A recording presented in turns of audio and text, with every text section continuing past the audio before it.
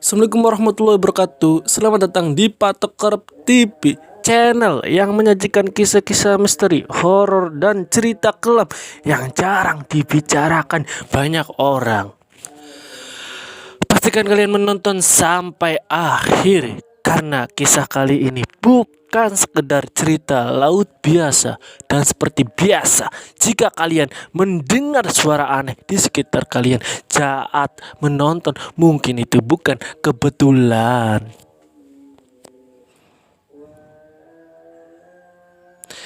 Di sebuah desa pesisir yang letaknya jauh dari keramaian kota, hidup para nelayan yang menggantungkan nyawa mereka pada laut. Bagi orang laut hanyalah tempat mencari ikan.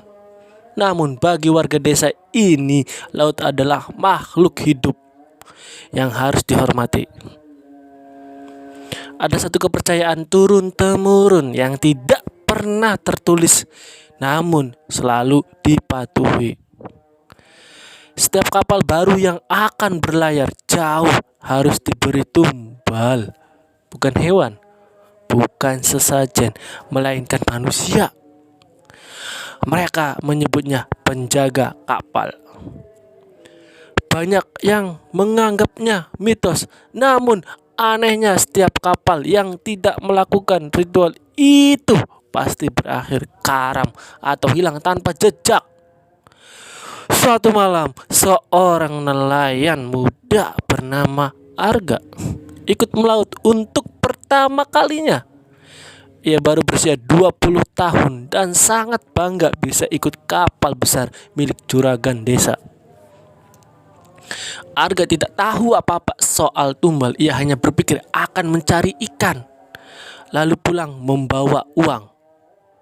Malam itu laut tampak tenang, langit cerah, angin berhembus pelan, tak ada tanda-tanda bahaya. Kapal berlayar cukup jauh ke tengah laut. Namun tepat saat jarum jam menunjukkan pukul 12 malam, mesin kapal mendadak mati. Bukan rusak, bukan kehabisan bahan bakar. Mesin mati begitu saja. Angin berhenti, ombak yang tadi bergulung mendadak diam. Laut menjadi sunyi, berlalu sunyi, terlalu sunyi untuk ukuran tengah laut.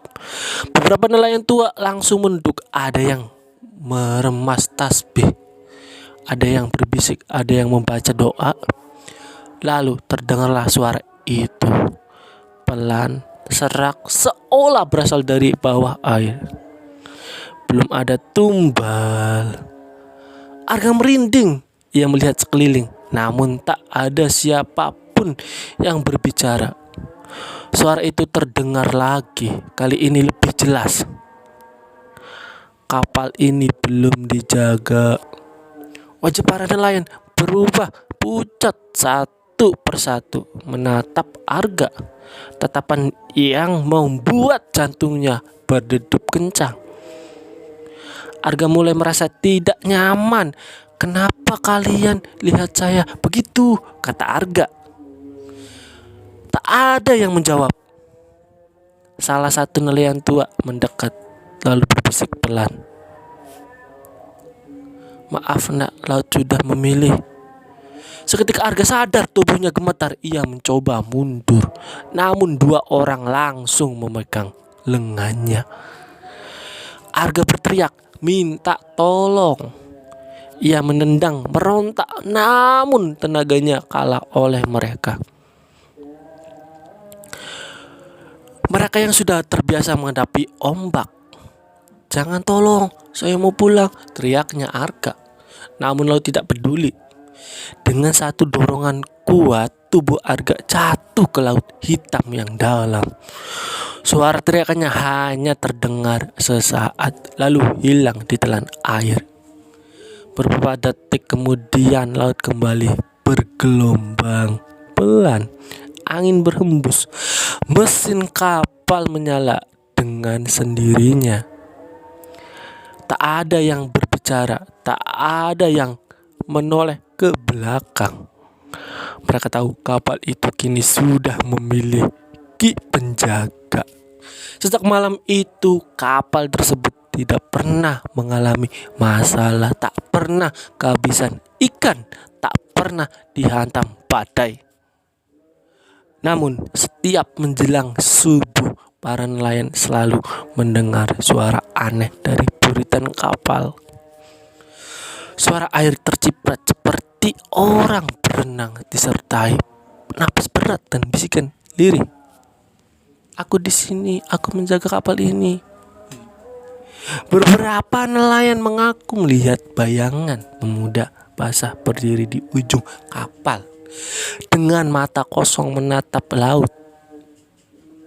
Dan yang paling menyeramkan, jika ada nelayan yang jatuh ke laut secara tidak sengaja, tubuhnya selalu ditemukan keesokan harinya dengan bekas tangan di pergelangan kakinya.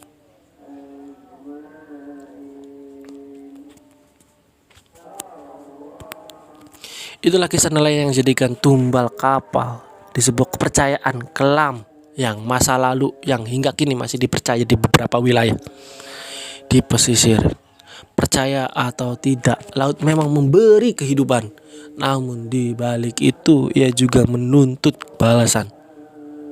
Jika kalian punya cerita horor, pengalaman mistis, atau kisah nyata yang ingin dibagikan, silahkan tulis di kolom komentar.